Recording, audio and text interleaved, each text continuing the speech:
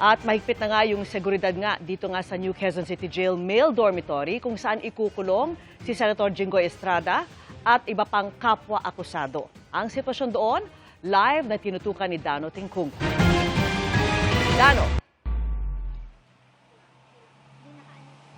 Vicky, gaya nga ng nabanggit mo, inaabangan na rito sa New Quezon City Jail Male Dormitory si Senador Jinggoy Estrada at iba pa mga akusado sa kasong plunder.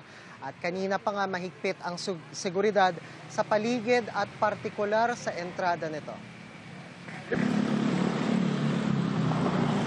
Alas 3:30 ng paligiran ng mga armadong bantay ang New Quezon City Jail matapos kumpirmahing dito ikukulong sina Senador Jinggoy Estrada at iba pa mga akusado ng plunder kaugnay ng flood control scandal. Alas 5:40 naman nang dumating ang ilang mga sasakyan ng pulisya kabilang ang mobile ng CIDG. Hinihingan pa natin ng pahayag o komento ang BJMP sa magiging setup sa pagkakataong itong may muling ikukulong sa kanilang pasilidad dahil sa kasong plunder.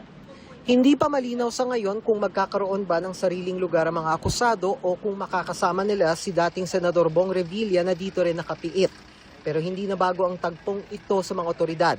2014, dati na rin nakulong sina Estrada at Revilla para rin sa kasong plunder pero kaugnay naman ng Priority Development Assistance Fund o PDAP scandal. Pero PNP Custodial Center sa Camp Crame sila nakulong noon.